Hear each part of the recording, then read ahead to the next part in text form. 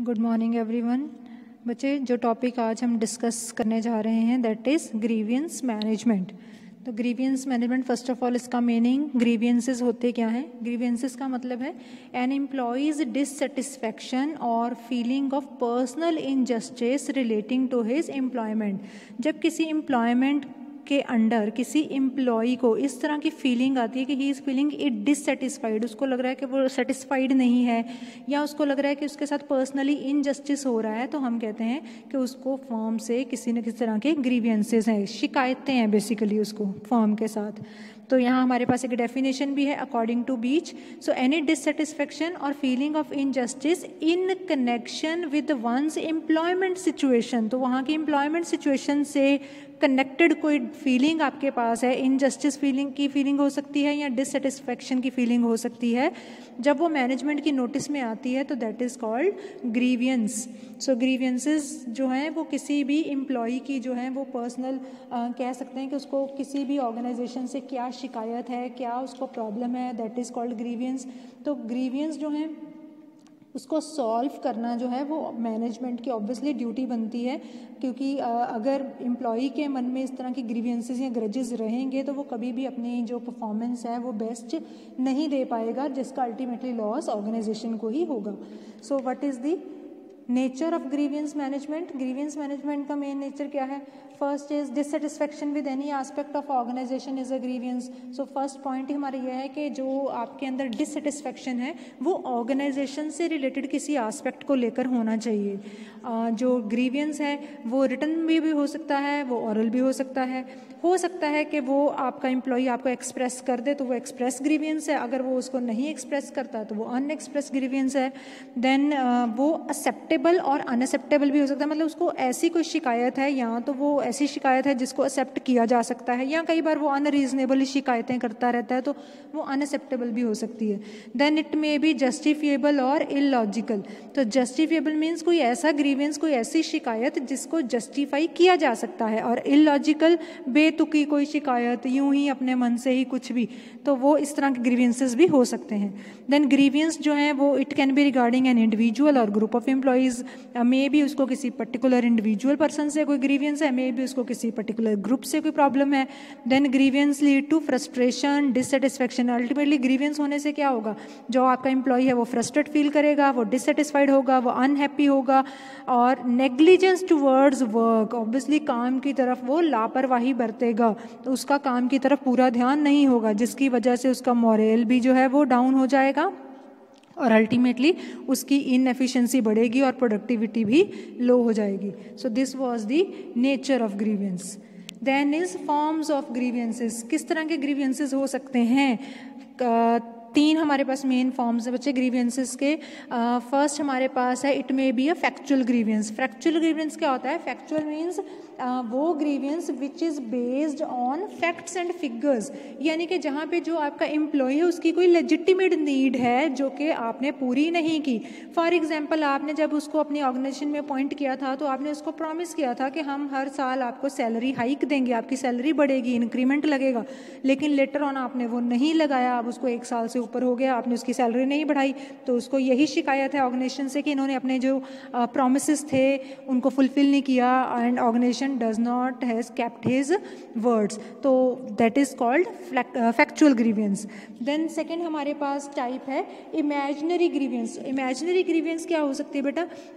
नाम से पता चल रहा है इमेजिनेशन में, यानी कि जो एम्प्लॉयज़ जो हैं वो डिससेटिस्फाइड हैं, लेकिन वहाँ पे उनके पास कोई वैलिड रीज़न नहीं है डिससेटिस्फाइड फील करने का, बस उनकी रॉन्ग परसेप्शन या उनका रॉन्ग एटीट्यूड या उनके पास कोई रॉन्ग इन्फॉर्मेशन चली गई है, तो वो एवं अपने ख्यालातों को लेकर ही कंपनी से डिससेटिस्फाइड फील कर रहे हैं।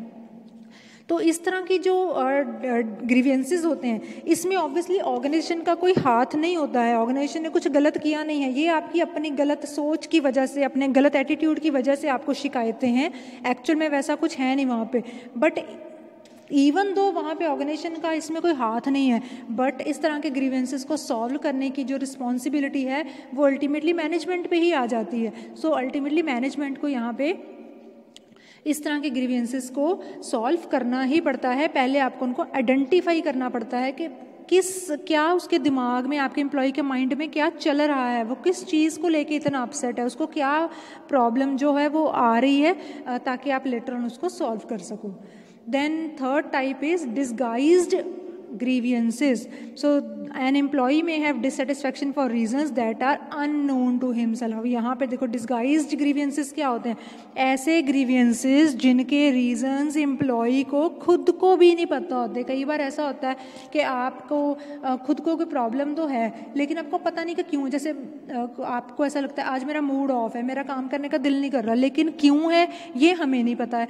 तो सिमिलरली जो एम्प्लॉई है, हो सकता है देखो घर पे उनका झगड़ा हो गया, फैमिली मेंबर में किसी से प्रॉब्लम है या किसी फ्रेंड से प्रॉब्लम है, तो उसका असर जो है वो ऑर्गेनाइजेशन में देखने को मिलेगा, वो वहाँ पे अच्छे से परफॉर्म नहीं करेगा।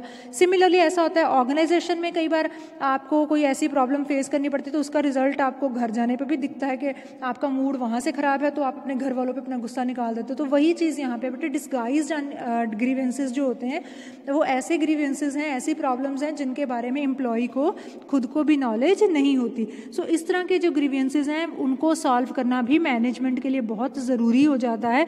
तो यहाँ मैनेजर को अपने एम्प्लॉयज़ की बेसिकली काउंसलिंग करनी पड़ती है। काउंसलिंग के थ्रू वो फाइंड आउट करने की कोशिश करते हैं, आइडेंटिफाई करने की कोशिश करते हैं कि ग्रीवेंसेस के रीजंस क्या हैं। अगर एम्प्लॉय काम अच्छे से नहीं कर रहा तो वो क्यों नहीं कर रहा है, तो देन उसका आप सोल्यूशन निकालने की कोशिश करते हैं। सो this was forms of grievances. उसके बाद हमने पढ़ना है बेटा रीजंस ऑफ ग्रीवेंसेस, क्यों होते हैं कंपनी से ग्रीवेंसेस, एम्प्लॉय को किस किस बात की शिकायत हो सकती है। First it may be economic is obviously related with wealth, पैसों से रिलेटेड, जैसे वेज फिक्सेशन को लेके कोई प्रॉब्लम है, या वेज कंप्यूटेशन, सैलरी कैसे उन्होंने वेजेस आपके कैलकुलेट किए उससे प्रॉब्लम है, ओवर टाइम नहीं दिया या सही नहीं निकाला है, या बोनस को लेके। तो इस तरह के मतलब जो उसको पेमेंट मिल रही है वो जितनी उसने एक्सपेक्ट की थी या जितना उसको लग रहा था कि मुझे मिलना चाहिए उतना नहीं मिला, उससे कम मिला है, तो ये उसको एक शिकायत हो सकती है। Then second is working environment, जहाँ पे वो काम कर रहा है वहाँ का इन्वायरमेंट उसको सही नहीं लग रहा है, वर्किंग इन्वायरमेंट पुअर है, वहाँ का जो मशीनरी और इक्विपमेंट्स हैं वो डिफेक्टिव हैं, अच्छे से काम नहीं कर रहे हैं। तो ये भी आपको चीज़ फ्रस्ट्रेट करती है कि हम काम करें कैसे जब आपकी मशीनरी अच्छे से नहीं चल रही है। देन थर्ड में भी सुपरविजन का मतलब है कि जो आपके सुपरवाइजर्स हैं आपको उनसे प्रॉब्लम है। आपको हो सकता है जो एम्प्लॉई है उसके माइंड में ये है कि जो हमारा बॉस है या जो हमारा सुपरवाइजर है वो फेवरेटिज्म बहुत करता है, पार्शियलिटी करता है, बायसनेस बहुत है हमारी ऑर्गेनाइजेशन में। तो हम अच्छा काम करते हैं, हमें फिर भी वो किसी तरह की कोई कंसिडरेशन नहीं देते हैं, वो हमें कंसिडर ही नहीं कर रहे, हमें कोई रिवॉर्ड नहीं मिल रहा। लेकिन जो लोग नॉर्मल काम कर रहे हैं या नॉर्मल से भी बिलो कर रहे हैं उनको बहुत फेवर किया जाता है। तो इस तरह की कुछ शिकायतें भी एम्प्लॉय के मन में हो सकती हैं। Then next is related with work group में भी जो एम्प्लॉय है उसको अपने पर्टिकुलर जो वर्क ग्रुप है, जो उसके कुलीग्स हैं, उनसे किसी तरह की कोई प्रॉब्लम है, उसको लगता है कि उसके कुलीग्स अच्छे से उसके साथ बिहेव नहीं कर रहे, या वो उसको निगलेक्ट करते हैं, उसको नज़रअंदाज करते हैं, उसको अच्छे से ट्रीट नहीं कर रहे। तो इस तरह की जो इनकम्पेटेबिलिटी विद आपके कुलीग्स होती है तो वो भी आपके लिए एक प्रॉब्लम क्रिएट करती है, उसकी वजह से भी आप अच्छे से परफॉर्म नहीं कर पाते। देन इज वर्क ऑर्गेनाइजेशन, अगर आपको लग रहा है, एम्प्लॉय को ऐसा लगता है कि जो ऑर्गेनाइजेशन है उसके जो रूल्स हैं वो बहुत ही अनफेयर और रिजिड हैं, सही नहीं है, और दूसरा रिजिड बहुत हार्ड है, उनको चेंज नहीं किया जाता टाइम पे, पुराने रूल्स बने हैं, आजकल के टाइम में वो रूल होने नहीं चाहिए थे, या उनको ऐसा लगता है too much lace work responsibility, तो उनको ऐसा लग रहा है कि हमें काम बहुत ज़्यादा दिया जाता है, रिस्पॉन्सिबिलिटी बहुत ज़्यादा है हमारे ऊपर, या वही आ गया लैक ऑफ रिकॉग्निशन, हमारे काम को इतना रिकॉग्नाइज नहीं किया जाता। तो इन रीजंस की वजह से भी हो सकता है एम्प्लॉयज़ के माइंड में ग्रीवियंसेस आ जाएं, शिकायतें पैदा हो जाएं और वो अच्छे से परफॉर्म ना करें। इफेक्ट्स क्या पड़ते हैं इन ग्रीवियंसेस के? अब आपके माइंड में शिकायतें आ गई हैं, एम्प्लॉय को डिससेटिस्फेक्शन तो हो गई, उस डिससेटिस्फेक्शन का असर कहाँ पे नज़र आएगा? सबसे पहले उसका नज़र आएगा असर प्रोडक्शन के ऊपर। कैसे? एक तो प्रोडक्शन की क्वालिटी कम हो जाएगी, दूसरा प्रोडक्शन के साथ साथ एम्प्लॉयज़ की प्रोडक्टिविटी भी कम हो जाएगी, देन वेस्टेज ऑफ मटीरियल बढ़ जाएगा, स्पॉयलेज ऑफ मशीनरी के पूरे चांसेस हैं कि वो मशीनरी को लापरवाही से यूज़ करेंगे, वो ख़राब हो सकती है, और ऑब्वियसली इन सब की वजह से ओवरऑल ऑर्गेनाइजेशन का कॉस्ट ऑफ प्रोडक्शन जो है वो भी इंक्रीज कर जाएगा। देन एम्प्लॉयज़ के ऊपर क्या इफेक्ट पड़ेंगे ग्रीवेंसेस के, उसका जो एब्सेंटिज्म और टर्नओवर है वो रेट बढ़ जाएगा, उनको ज़्यादा छुट्टियां करनी शुरू कर देगा और ऑब्वियसली उसकी प्रोडक्टिविटी कम हो जाएगी। देन उसका लेवल ऑफ कमिटमेंट भी कम हो जाएगा, सिंसियरिटी, पंचुअलिटी, ये सब रिड्यूस हो जाएगा, वो पंचुअल नहीं रहेगा, सिंसियरली काम नहीं करेगा। अब आपका मन पहले से ही बेटा शिकायतों से अगर भरा हुआ हो तो आप उस काम को अच्छे से कैसे करेंगे, आप उसमें अपना 100% कभी भी नहीं देंगे या दे ही नहीं पाएंगे। Then increase the incident of accidents, हो सकता है आप अपसेट माइंडेड हो इस टाइम पे, आपका ध्यान कहीं और है, आपके मन में 100 शिकायतें चल रही है, फिर भी अगर काम कर रहे हो तो पूरे चांसेस हैं कि वहाँ पे किसी भी तरह का कोई एक्सीडेंट भी अकर हो सकता है।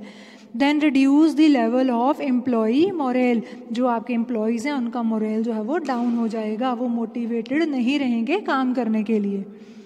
देन मैनेजर्स के ऊपर इसका क्या इफेक्ट नज़र आएगा, स्ट्रेन दी सुपीरियर सबॉर्डिनेट्स रिलेशन, इन तरह के ग्रीवियंसेस की वजह से अब एम्प्लॉई जो है वो मैनेजर को अच्छा नहीं समझ रहा और मैनेजर की नज़रों में एम्प्लॉई अच्छे से काम नहीं कर रहे, तो उससे जो उनके आपस के रिलेशंस हैं वो बिगड़ जाएंगे। अब उनसे अच्छे से काम करवाने के लिए मैनेजर को अपना degree of supervision, degree of control वगैरह इंक्रीज करना पड़ेगा। उसको लगेगा कि ये सीधे तरीके से तो ऐसे अच्छे से काम नहीं कर रहे, अब मुझे ज़्यादा सख्ती बरतनी चाहिए, मुझे ज़्यादा स्ट्रिक्ट होकर इनको काम करवाना पड़ेगा, तो वो अपने कंट्रोल जो है उनके ऊपर वो बढ़ा देगा। देन इनडिसिप्लिन के केसेस बढ़ेंगे, आप जितना आप अपनी तरफ से सख्ती दिखाएंगे, मैनेजर सख्ती दिखाएगा, उतना ही आपके जो एम्प्लॉयज़ हैं वो और ज़्यादा इनडिसिप्लिन क्रिएट करने की कोशिश करते हैं। And then increase in unrest and thereby machinery to maintain industrial peace, तो होगा क्या अल्टीमेटली इस वजह से पूरी ऑर्गेनाइजेशन में अनरेस्ट फैल जाएगा, यानी कि वहाँ की जो शांति हम कहते हैं वो भंग हो जाएगी और जो पूरा आपका जो माहौल है काम करने का वो अपसेट हो जाएगा। तो ये सब आपके लिए जो है वो ऑब्वियसली ऑर्गेनाइजेशन को नुकसान ही पहुंचाएगा, इसका अल्टीमेटली लॉस ही होगा ऑर्गेनाइजेशन को। अब ग्रीवियंसेस हमें पता चल गया है कि अगर एम्प्लॉयज़ के मन में किस तरह का कोई ग्रीवियंस है तो उन ग्रीवियंसेस को हम कैसे आइडेंटिफाई कर सकते हैं। हमारा मकसद है ग्रीवियंसेस को सॉल्व करना, प्रॉब्लम्स को सॉर्ट आउट करना, लेकिन प्रॉब्लम्स तभी सॉल्व होंगी जब आप उन प्रॉब्लम्स को पहले फाइंड आउट करोगे, आइडेंटिफाई करोगे। तो कैसे आइडेंटिफाई किया जा सकता है, इसके लिए हमारे पास कुछ टेक्निक्स हैं, जैसे कि हमारे पास फर्स्ट टेक्निक है ऑब्जर्वेशन। तो सिंपल, आप क्या करो, आपके सामने जब आपके एम्प्लॉयज़ काम करते हैं तो कई बार हम उनके काम करने के तरीके से पता चल जाता है कि ये अच्छे से काम कर रहा है, ये अच्छे से काम नहीं कर रहा है, तो वहाँ आप उनको ऑब्जर्व कर लेते हैं, उनको देखते हैं लगातार, तो वहाँ से आप नोटिस कर लेते हैं कि ये थोड़ा मुझे जो काम कर रहा है मुझे लग रहा है कि ये सही से नहीं कर रहा है, तो ज़रूर मतलब इसका दिमाग कहीं और है, ध्यान कहीं और है। ये तो नॉर्मली भी हमें पता चल जाता है, जैसे हम पढ़ा रहे हैं तो पता चलता है कि सामने जो बच्चा बैठा हुआ है किसका ध्यान पढ़ाई में, यार कौन बस किताब लेके बैठा है और उसका दिमाग कहीं और ही ख्याली पुलाव बना रहा है। तो सिमिलरली ऑर्गेनाइजेशन में भी, फैक्ट्री में भी जो आपके एम्प्लॉयज़ हैं जब वो काम करते हैं तो जो सुपरवाइजर्स होते हैं, जो एम्प्लॉयर होता है, वो बाय ऑब्जर्वेशन मेथड भी ये फाइंड आउट कर सकता है, आइडेंटिफाई कर लेते हैं कि आपके जो एम्प्लॉयज़ हैं वो उनको किसी तरह का कोई ग्रीवियंसेस है, किस तरह का कोई प्रॉब्लम है। देन सेकेंड हमारे पास टेक्निक है ग्रिप बॉक्सेस। अब ग्रिप बॉक्सेस का मतलब सिंपल है कि जो ऑर्गेनाइजेशन में एम्प्लॉयर है वो क्या करते हैं, अपनी ऑर्गेनाइजेशन में अलग अलग जगह पे कुछ सजेशन बॉक्सेस रख देते हैं। वो सजेशन बॉक्सेस रखने का हमारा पर्पज़ यही है कि हम अपने एम्प्लॉयज़ को बता देते हैं कि अगर आपको किसी भी तरह का कोई ग्रीवियंस है, कोई प्रॉब्लम है, कोई कंप्लेंट है, तो आप अपनी वो एक स्लिप पे लिख के आप उसको उस बॉक्स में डाल दीजिए। टाइम टू टाइम उस बॉक्स को फिर एम्प्लॉयर जो है वो खोल कर चेक करते हैं, तो वहाँ से आपको पता चल जाता है कि आपके एम्प्लॉयज़ को क्या प्रॉब्लम्स आ रही हैं। एंड देन थर्ड हमारे पास technique is open door policy. ये सिंपल ओपन डोर पॉलिसी का मतलब क्या है, जहाँ आप अपने एम्प्लॉयज़ को वैसे ही सिंपली बता देते हैं कि अगर आपको किसी भी तरह की कोई कंप्लेंट है, कोई प्रॉब्लम है, तो जैसे समझ लो कि हमारे ऑफिस के दरवाजे आपके लिए खुले हैं। ओपन डोर का मतलब ये है खुले हैं, आप कभी भी अपनी प्रॉब्लम या अपनी शिकायत लेके हमारे पास आ सकते हैं। हम आपको उस प्रॉब्लम को जल्दी से जल्दी सॉल्व करके देंगे, तो that is called open door policy. यहाँ पे आपको फिर अपने एम्प्लॉयज़ के बीच में वो कॉन्फिडेंस बिल्डअप करना पड़ता है कि वो उनको भी लगे कि हाँ वाकई जैसे हम अपनी प्रॉब्लम लेके जाते हैं तो वहाँ पे हमारी प्रॉब्लम सुनी भी जाती है और उसको सॉल्व भी किया जाता है। And then is exit interview. Exit interview का मतलब है जब आपके जो एम्प्लॉयज़ हैं वो ऑर्गेनाइजेशन को छोड़ के जाते हैं, मे बी वो रिटायरमेंट की वजह से छोड़ के जा रहे हैं, मे बी उनको कहीं और अच्छी जॉब मिल गई इसलिए छोड़ के जा रहे हैं, तो जिस भी केस में वो अपनी आपकी ऑर्गेनाइजेशन को एग्जिट कर रहे हैं, लीव कर रहे हैं, उस टाइम पे हम उनका एक इंटरव्यू कंडक्ट करवा लेते हैं और इस इंटरव्यू में उनसे फिर पूछा जाता है कि what do you think about our organisation, आपका इसके बारे में क्या ख्याल है। मतलब उसमें फिर वो ऑब्वियसली आपको बता देते हैं कि हमने इतने साल यहाँ काम किया तो हमें क्या क्या प्रॉब्लम्स फेस करनी पड़ी, हमारी प्रॉब्लम जल्दी सॉल्व हुई नहीं हुई, हमारी किसी ने सुनी नहीं सुनी, हेल्प की नहीं की। तो वहाँ से भी जो एम्प्लॉयर है उसको एक आइडिया मिल जाता है कि जो एग्जिस्टिंग एम्प्लॉयज़ हैं उनको कौन कौन सी प्रॉब्लम हो सकता है फेस करनी पड़ रही हूँ, तो उनको फिर वो सॉल्व करने के लिए कोई ना कोई रीजनेबल जो एक्शन है वो ले सकते हैं। सो this was grievance identification techniques, this was all about grievance management. इसके बाद नेक्स्ट वीडियो हम ग्रीवियंस की जो रिड्रेसल मशीनरी है उसके ऊपर पढ़ेंगे। Thank you so much.